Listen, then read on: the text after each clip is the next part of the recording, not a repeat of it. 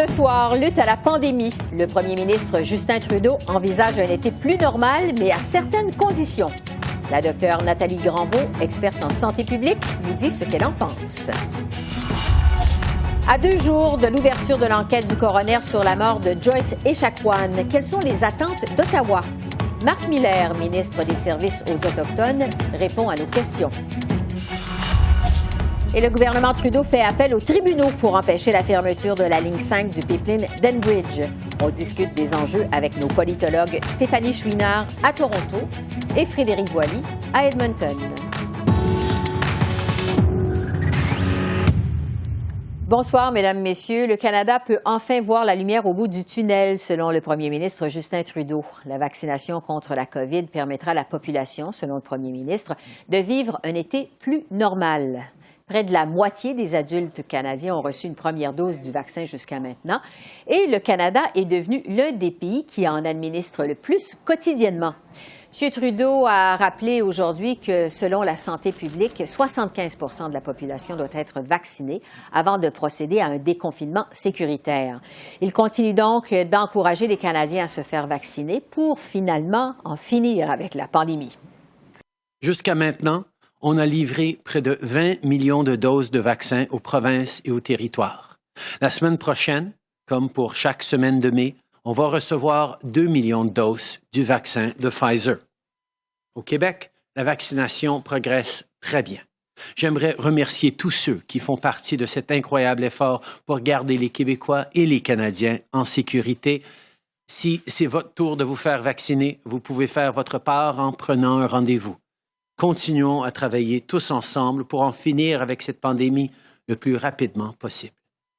La docteure Nathalie Granvaux est professeure au département de biochimie et de médecine moléculaire à l'Université de Montréal, une habituée de notre émission maintenant. Bonjour, docteur Granvaux. Bonjour, Mme Bégin. Bon, on vient d'entendre le premier ministre Trudeau, la vaccination qui va permettre à la population de vivre un été plus normal, selon lui. Au Québec, le premier ministre Legault est aussi optimiste. Il dit qu'on aura un meilleur été que l'an dernier. Je vous demanderai d'abord, est-ce que ces prévisions sont réalistes, selon vous? Je pense qu'on va avoir un été quand même raisonnablement satisfaisant parce que le nombre de cas, tout au moins au Québec, est largement diminué, puis nos mesures fonctionnent. Donc, on s'est donné les moyens d'avoir un été au moins à l'extérieur, dans les activités extérieures qui soient plus agréables. Maintenant, il faut faire attention au fait que la majorité de la population va avoir une seule dose. Donc, l'immunité n'est pas complète et il va falloir tenir compte de ce paramètre-là dans les assouplissements qu'ils envisagent. Oui, parce que M. Trudeau, justement, en conférence de presse aujourd'hui, a parlé d'un été à une dose. C'est-à-dire qu'on mise sur le fait qu'une majorité de Canadiens auront reçu une première dose de vaccin pour un retour à une vie plus normale, donc un été plus normal, mais à une dose. Est-ce que c'est un raisonnement qui est prudent? Je pense que c'est un petit peu présomptueux de dire que ça va régler les choses, premièrement parce que c'est un peu dangereux. L'immunité est partielle pour une certaine catégorie de la population, notamment les personnes âgées, les personnes immunosupprimées, les personnes qui ont différentes maladies. Leur immunité avec une seule dose est moins forte. Également, on sait qu'avec une seule dose, l'immunité face aux variants n'est pas aussi efficace qu'avec les 2 doses. Donc, il faut continuer d'être prudent, il faut continuer de mettre en place les mesures sanitaires. Mais par contre, je pense qu'on peut quand même envisager des activités extérieures, en tous les cas, beaucoup plus, je dirais, libérales un peu que ce qu'on vit actuellement. Oui, donc cet optimisme-là, c'est tout ça parce que le Canada est devenu l'un des pays qui administre actuellement le plus de vaccins sur la planète. La grande crainte, évidemment, c'est de voir ce qui se passe aux États-Unis où on assiste à une bonne baisse là, dans le rythme de la vaccination. Il y a comme un essoufflement. Il y a comme les gens hésitent plus à se faire vacciner. On n'est pas à l'abri de ça au Canada ni au Québec. Est-ce que ça, c'est un facteur qui vous inquiète? Ça m'inquiète également avec le message qu'on communique sur la première dose. Ce qu'on entend ou ce que j'entends autour de moi, ce qu'on voit sur les réseaux sociaux, c'est que à force de dire qu'avec la première dose, on retrouve une vie normale, sans totalement assouplir quand même les mesures. Les gens se demandent finalement à quoi va servir la deuxième dose et pourquoi ils devraient aller se faire vacciner une deuxième fois. Donc, je pense qu'il faut être extrêmement cohérent dans le message. L'immunité est uniquement partielle. Il faut aller chercher sa deuxième dose pour avoir une immunité complète et qu'on puisse retrouver réellement un assouplissement des mesures sanitaires. Si effectivement au moins 75% de la population reçoit ces 2 doses pour l'automne. Donc, la deuxième dose est extrêmement importante, mais on voit un enthousiasme quand même assez important au Canada, contrairement aux États-Unis. Donc, je suis quand même très enthousiaste que les gens vont aller chercher leur première dose, premièrement, puis il va falloir faire le travail pour continuer d'indiquer que la deuxième dose est essentielle. Oui, c'est ça. C'est important de le rappeler et les autorités vraiment le rappellent. C'est important de se faire vacciner, d'aller chercher également la deuxième dose. Ça m'amène à vous parler de la fameuse immunité collective, parce que je parlais avec une spécialiste à cette émission hier qui disait que l'atteinte de l'immunité collective pourrait se faire uniquement au début de 2022 au Canada. Qu'est-ce que vous en pensez de votre côté? C'est toujours difficile de donner des dates pour l'immunité collective. Je pense que ça dépend de beaucoup de paramètres. Premièrement, effectivement, si les gens vont chercher leur deuxième dose, quel va être le pourcentage de la population vaccinée avec la deuxième dose. Ensuite de ça, on a les vaccinations des plus jeunes aussi qu'il va falloir prendre en compte, au moins jusqu'aux 12 ans. Donc ça, c'est des paramètres on a un peu de visibilité, mais pas tant que ça. Et puis également, il faut tenir compte des variants. On ne sait pas qu'est-ce qui va arriver s'il y a d'autres choses qui vont éclore, même si on est quand même assez optimiste qu'il y a ce qu'on appelle une certaine convergence des mutations. Donc, on devrait avoir vu quand même la majorité des choses de type de mutation, mais on n'est jamais à l'abri d'autres choses. Donc, il y a trop d'inconnus pour donner une date, mais à l'automne, on devrait quand même avoir une meilleure idée de si la population a embarqué pour la fameuse deuxième dose qui va nous permettre d'avoir cette immunité complète. Oui, parce que vous parlez de l'automne. Certains parlent justement d'une possible 4e vague à l'automne. Est-ce que c'est envisageable? Si la vaccination continue à ce rythme-là et que tout le monde joue le jeu d'avoir une immunité complète, je pense qu'on aura, si on n'a pas de nouveaux variants qui sont capables d'échapper à l'immunité qui est fournie par les vaccins actuels, je pense qu'on peut empêcher d'avoir une 4e vague ici. En tout cas, je pense qu'on l'a vu au Québec, par exemple, la 3e vague a quand même été très mitigée. On a réussi à contrôler les choses avec, bien entendu, des mesures sanitaires, mais avec une vaccination qui était largement incomplète. Donc, je pense que le cumul d'un certain nombre de mesures, plus les vaccinations d'une bonne partie de la population, on devrait être capable de s'en tirer. Bon. Parlons des vaccins, justement, comme tels, plus particulièrement celui qui est plus controversé, le vaccin d'AstraZeneca. On a vu que l'Alberta a décidé de cesser d'administrer le vaccin d'AstraZeneca en première dose. Est-ce que c'est une bonne décision? En première dose, je pense que compte tenu de l'information qu'on a sur les prochaines livraisons d'AstraZeneca, je pense que s'il y a suffisamment de livraisons de vaccins ARN qui sont prévus en Alberta pour pouvoir faire la vaccination comme ils l'entendent, au rythme où ils l'entendent, je pense qu'effectivement, c'est une décision raisonnable. Si on n'en a pas besoin pour assurer un rythme de vaccination correct, je pense que c'est raisonnable de ne pas continuer à engager des gens dans la première dose, sachant qu'on ne sait pas si on va pouvoir leur donner la deuxième dose avec ce vaccin-là. Oui. Il faudra voir aussi si cette décision de l'Alberta, ça a un impact sur la confiance envers l'AstraZeneca. Déjà, c'est un peu fragile et peut-être un impact aussi sur la campagne de vaccination qui est en cours à l'ensemble du pays. Devant ces craintes, justement, au sujet de l'AstraZeneca, on sait que les autorités de la santé se penchent actuellement sur la possibilité d'administrer un autre vaccin en deuxième dose, donc un autre type de vaccin pour une deuxième dose. On étudie aussi la possibilité de mélanger 2 types de vaccins, comme par exemple recevoir le Pfizer en première dose et le Moderna en deuxième dose. Qu'est-ce que les études jusqu'à maintenant nous disent là-dessus? Mais pour l'instant, on n'a pas d'évidence scientifique. Les tests n'ont pas été faits. Donc, l'étude est en cours. On sait qu'il y a une étude, notamment au Royaume-Uni, qui est en train de tester ça, les combinaisons, surtout AstraZeneca, Pfizer, et de déterminer si l'immunité qui est engendrée par cette combinaison est au moins aussi efficace que les 2 doses du même vaccin. Et donc ça, on devrait avoir ça d'ici quelques semaines. Et notamment ici, le Comité d'immunisation du Québec a dit attendre les résultats de cette étude pour pouvoir prendre cette décision. Dans le monde de l'immunisation l'immunité de la vaccinologie, c'est des choses qui se font déjà pour d'autres vaccins. Par contre, avec des vaccins à ARN, comme c'est quand même une nouvelle technologie, on n'a pas vraiment de connaissances exactes, mais très probablement que ça va fonctionner très bien. La France, par exemple, le fait déjà parce qu'ils étaient limités dans les deuxièmes doses pour pouvoir donner le même vaccin que le premier.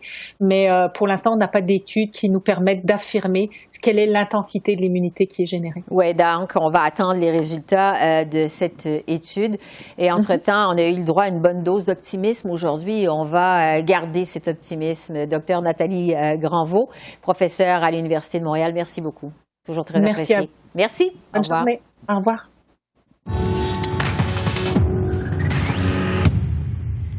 L'affaire avait soulevé l'indignation partout au Canada. Joyce Echaquan, cette mère de famille atikamekw de 37 ans, avait filmé les derniers moments, les moments précédant son décès, alors qu'elle subissait une pluie d'insultes racistes de la part du personnel qui devait pourtant en prendre soin à l'hôpital de Joliette au Québec. 8 mois plus tard, l'enquête publique sur cette affaire, l'enquête du coroner, débutera jeudi.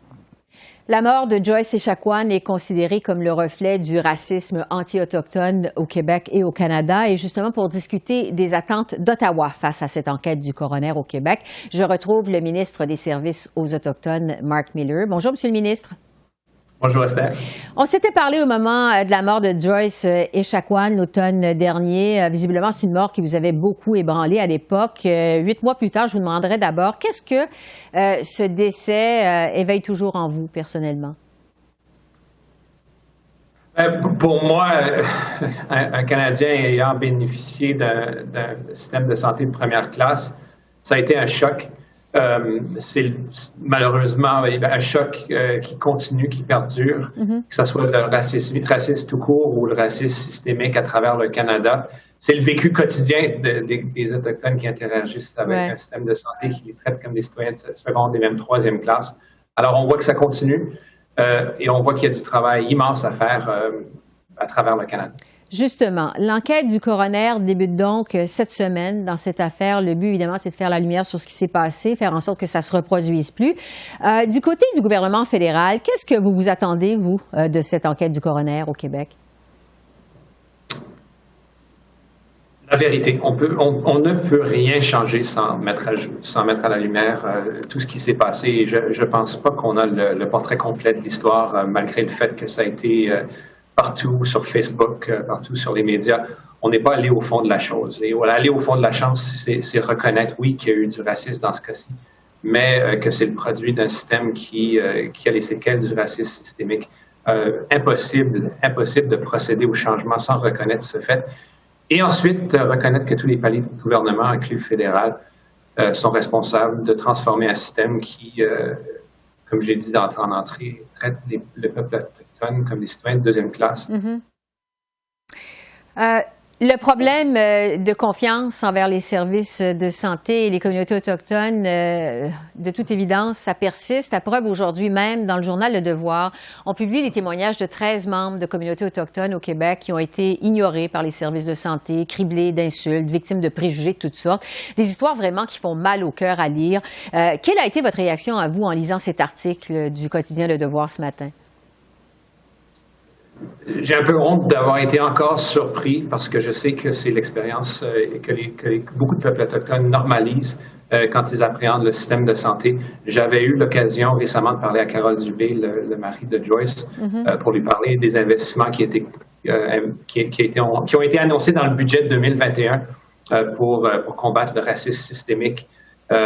C'est toujours une communauté, une personne en deuil qui veut voir le changement à travers le Canada, non seulement à la mémoire de Joyce, mais aussi pour tous les gens racialisés, et non seulement les Autochtones, mais tous les gens racialisés qui subissent les contre-coups d'un système qui a besoin de changement. J'ai aussi, quand j'ai su l'histoire de M. Winston Nelson à Kanesatake, qui a été un peu mis à la porte d'une institution alentour de Noël, il avait perdu ses appareils auditifs. C'est du vécu pour beaucoup de personnes, et bien que ça soit sensationnel dans les journaux et que ça revient, c'est pas quelque chose qui va s'arrêter simplement parce qu'on congédie 2-3 personnes. Il y a une réforme de fond en comble à faire, Et c'est quelque chose, quand j'y pense moi-même, qu'on doit faire en dépolitisant toute la chicane qu'on peut avoir en palier de gouvernement dans les investissements en soins de santé et toutes les chicanes qu'on peut avoir au niveau de la juridiction. Au final, on sert tous les Canadiens, les peuples autochtones qui vivent au Canada, et ils se doivent être traités comme des citoyens de première classe. Oui, c'est ça, parce que vous dites évidemment, le domaine de la santé, c'est de compétences provinciales. Est-ce que votre gouvernement, le fédéral, peut faire quelque chose pour lutter contre le racisme envers les Autochtones? Est-ce que vous vous sentez un peu impuissant à cet égard? Pas du tout, mais la réalité que nous vivons dans un système de confédération très complexe qui a beaucoup d'historique derrière elle. Le budget, entre autres, que nous avons annoncé une couple de semaines, contemplait 127 millions de dollars pour combattre le racisme. On a toujours le rôle, en tant que leader politique, de dénoncer le racisme systémique là où il se trouve, ainsi que la juridiction du fédéral envers les peuples autochtones, que ce soit les investissements en santé, la coordination entre les différents paliers de gouvernement. Je joue un rôle principal dans le déploiement, par exemple, du vaccin, où nous avons chez Services aux Autochtones Canada plus de 1000 infirmières qui travaillent 24 heures sur 7 pour s'assurer que les peuples autochtones sont bien servis dans leur communauté pour avoir accès au vaccin de façon prioritaire. Alors, loin de là d'écarter le fédéral dans cette discussion. Oui. Au début de votre réponse, vous avez parlé de racisme systémique. On sait que dans la foulée de la mort de Joyce Echaquan, le premier ministre Trudeau avait déclaré aux communes que, et là je le cite, là, ce qui s'est passé, c'est la pire forme de racisme. En fait, c'est un autre exemple, avait-il dit, de racisme systémique qui est tout à fait inacceptable au Canada. On sait que au Québec, le gouvernement refuse de reconnaître l'existence de ce concept de racisme systémique au sein des institutions québécoises. Est-ce que ça complique les choses pour tenter d'améliorer le sort des communautés autochtones dans les services de santé?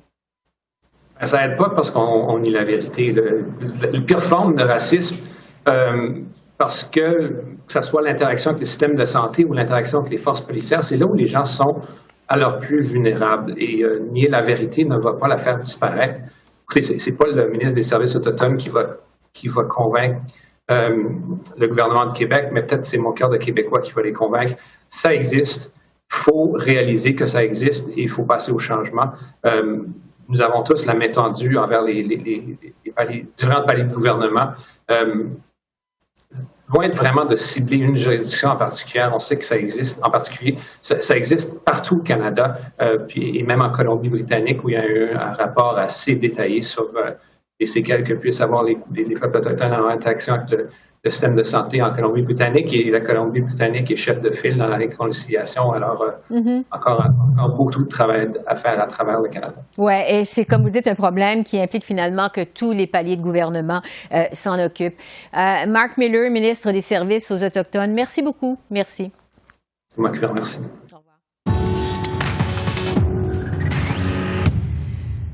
À la veille de la date limite pour la fermeture de la ligne 5 du pipeline d'Enbridge, Ottawa fait appel aux tribunaux. On sait que la gouverneure du Michigan veut faire fermer cette canalisation qui alimente jusqu'à 50 % du pétrole destiné aux raffineries québécoises et ontariennes. Selon le gouvernement fédéral, sa fermeture porterait un coût massif et permanent à l'économie et à la sécurité énergétique du Canada, en plus de nuire à ses relations avec les États-Unis. Malgré ça, à la Chambre des communes cet après-midi, le chef de l'opposition, Erin O'Toole, a reproché au premier ministre Trudeau d'avoir trop tardé à agir dans le dossier. Monsieur le Président, demain, le gouverneur de Michigan veut fermer ligne 5 d'Enbridge. Cette fermeture va affecter tous les travailleurs de Montréal à Lévis. Après plusieurs mois d'inaction, ce matin, quelques heures avant la date limite, le gouvernement libéral a déposé une objection au tribunal. Est-ce que le gouvernement libéral est encore en retard pour protéger les emplois canadiens? Les honorables Premier ministre. Au contraire, Monsieur le Président, la ligne 5 est une infrastructure essentielle pour le Canada et les États-Unis. C'est pour ça qu'on travaille là-dessus depuis des mois. Cette ligne est vitale pour les travailleurs du secteur de l'énergie et pour les familles des deux côtés de la frontière. Aujourd'hui, le gouvernement du Canada a déposé un mémoire devant les tribunaux américains à l'appui de la poursuite de l'exploitation sécuritaire de la ligne 5 et à l'appui de la poursuite de la médiation entre le Michigan et l'entreprise Enbridge. L'ambassadrice Hillman et d'autres responsables de notre gouvernement continuent de soulever cet enjeu auprès des autorités américaines comme on le fait depuis des mois. On sait que la ligne 5 d'Enbridge relie l'Alberta à l'Ontario. Alors forcément, l'impact de sa fermeture possible, ce sera notre premier sujet d'analyse avec nos politologues Stéphanie à Toronto et Frédéric à Edmonton, que je retrouve toujours avec beaucoup de plaisir à chaque mardi. Alors bonjour à vous deux. Bonjour. Bonjour. Stéphanie, d'abord, il y a des milliers d'emplois au Canada et particulièrement en Ontario qui dépendent de cette canalisation. Si jamais Justin Trudeau échoue, notamment devant les tribunaux, à empêcher la fermeture de la ligne 5, quels sont les impacts politiques qu'on peut anticiper pour lui? Du point de vue économique, c'est certain que ça amènera des tensions assez importantes avec le premier ministre de l'Ontario, Doug Ford. La région de Sarnia, où aboutit la ligne 5, dépend très majoritairement de ce pipeline-là. On parle de 5 000 emplois dans la ville de Sarnia qui dépendent directement du pipeline 5. Pour contexte, la ville de Sarnia, c'est une ville d'un peu plus de 70 000 habitants, donc 5 000 emplois, c'est énorme. Ça voudrait dire que cette ville-là deviendrait à toute fin pratique probablement une ville fantôme. Et donc, il y a certainement énormément de pression de la part du premier ministre provincial pour que le gouvernement canadien continue à faire pression sur le gouvernement américain pour que la gouverneure du Michigan n'ait pas le dernier mot sur cette enjeu-là. Frédéric, pour l'Alberta, c'est un peu comme jouer dans le même film, finalement, si on pense à Keystone. À quel point ce serait un nouveau problème, je dirais, pour l'Alberta si la ligne 5 était fermée par le Michigan? On voit ça comme un nouveau problème dans la mesure où on a l'impression que ça pourrait créer un précédent. Il y a un précédent qu'on ne veut pas voir pour d'autres infrastructures qui possiblement pourraient subir le même sort. C'est surtout cet élément-là qui a été soulevé à la fois par Jason Kenney dès que le Keystone XL a été annulé par Joe Biden, mais aussi par la ministre de l'Énergie, Sonia Savage, qui, lorsqu'elle a témoigné devant le comité spécial qui s'est penché sur cette question-là, Ottawa, a mis beaucoup l'accent sur cet aspect-là, que ça créait un précédent dangereux. Donc, évidemment, en même temps aussi, économiquement, il y aurait des impacts, mais c'est surtout les impacts futurs aussi qu'on craint du côté albertain. Mais il faut dire que pour le moment, du côté de l'Alberta, on trouve que le fait de jouer, disons, en équipe Canada jusqu'à maintenant, c'est bien vu, malgré les critiques, évidemment, des conservateurs d'Erin O'Toole, mais du côté albertain, on s'est montré assez satisfait de l'approche canadienne en disant que là, maintenant, c'est le temps de faire front commun pour essayer que cette décision-là ne mette pas en cause la ligne 5. Oui. J'aimerais maintenant qu'on fasse le point sur les dernières nouvelles quant à la pandémie dans vos deux provinces respectives. En Ontario, Stéphanie, on songe à prolonger l'ordre de rester à la maison jusqu'au mois de juin, donc encore quelques semaines. La question qu'on se pose, c'est est-ce que les Ontariens et les entreprises de la province voient la lumière au bout du tunnel, pour reprendre l'expression consacrée? Est-ce que la population va donner son appui à Doug Ford, selon vous? Je crois que la population qui porte attention au nombre d'infections au quotidien et surtout au nombre de décès comprend très bien la décision du gouvernement de repousser au début juin la réouverture de l'économie.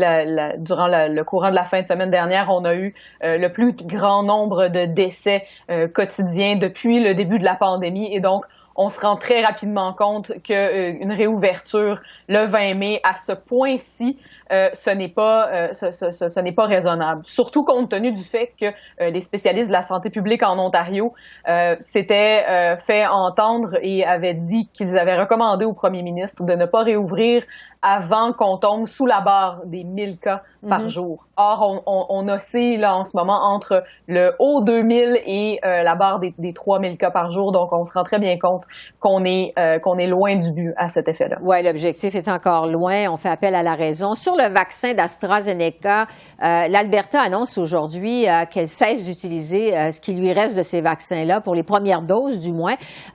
Quelles sont, Frédéric, les réactions à cette décision, alors que la province est quand même aux prises avec une crise sanitaire sans précédent? C'est important, on a besoin de tous les vaccins. Ouais.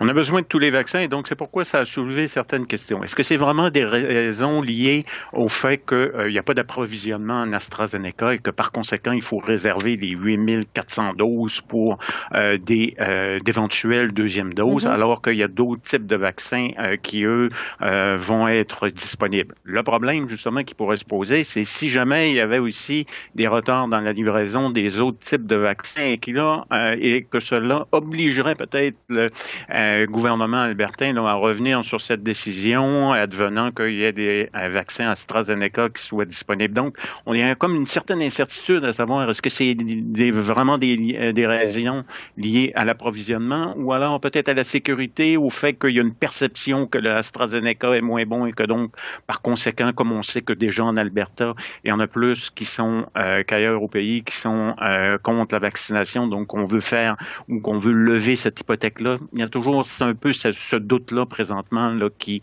est soulevé par certains. Oui, l'AstraZeneca qui est le mal-aimé des vaccins. Ouais. Avant de vous laisser aller, je veux vous entendre sur le dossier, je dirais, francophone dans l'actualité ces jours-ci, dossier francophone qui vous tient, vous, particulièrement à cœur tous les deux. Ce sont les défis financiers de Terre-Neuve et des impacts sur les francophones de cette province-là, Terre-Neuve. La semaine dernière, le comité consultatif chargé de revoir les dépenses de la province a notamment proposé d'abolir les conseils scolaires francophones et anglophones. Question d'économie. Frédéric, je vais rester avec vous. Les francophones de Terre-Neuve et Labrador se demandent s'ils vont être obligés de recourir aux tribunaux, finalement, pour faire respecter leur droit à un enseignement de langue française. Est-ce que c'est, encore une fois, je dirais, la seule option pour les francophones minoritaires pour faire respecter leurs droits? Bien, là, on va voir d'abord quelle sera la décision de la part du gouvernement, parce que là, bon, c'est un comité consultatif. Et j'ai l'impression qu'on n'a peut-être pas tout lu la jurisprudence des dernières et des nombreuses dernières années qui accorde aux francophones le droit de gérer leurs écoles et que par conséquent, si le gouvernement veut s'engager dans cette direction-là, il pourrait y avoir véritablement des obstacles juridiques fort importants, et donc l'arrêt, notamment l'arrêt Mahé que je souligne parce que c'est ici en Alberta que c'est arrivé en 1990 où les francophones albertains ont obtenu leur conseil, la possibilité de gérer leurs écoles et donc d'avoir des conseils scolaires. Donc dans ce contexte-là, je pense que du côté du comité consultatif, on n'a peut-être pas fait ses devoirs en matière de jurisprudence. Et il reste encore à voir évidemment la décision, comme vous le dites, du gouvernement de Terre-Neuve et Labrador. Stéphanie, on parle justement de jurisprudence. En 2020, la Cour suprême a jugé que des problèmes financiers, ça ne pouvait pas être la cause du non-respect des obligations en matière d'éducation de la minorité linguistique. Est-ce que ça vient justement protéger les droits des francophones à Terre-Neuve? Est-ce qu'ils pourraient se fier là-dessus? C'est certain que c'est une assise jurisprudentielle importante au sens où ce que la Cour suprême a expliqué durant l'été dernier, c'est que puisqu'il y avait déjà une considération financière dans la question du là où le nombre le justifie pour la création de différentes écoles et de conseils scolaires comme celui qui est en cause à Terre-Neuve et Labrador, on ne pouvait pas pour la province itérer cet item-là une deuxième fois pour tenter de se sortir de ses obligations en vertu de l'article 23. Donc, j'imagine que ce que la province va tenter de faire, si elle décide d'aller de l'avant avec cette proposition-là de Mme Moya-Green, ce sera en fait de revendiquer que les nombres ne justifient pas en fait la création d'un conseil scolaire provincial à Terre-Neuve et Labrador. Je rappelle que la communauté francophone de Terre-Neuve et Labrador, c'est la plus petite de toutes les provinces au Canada. On parle d'à peu près 2500 individus, 0,5% de la population totale de la province.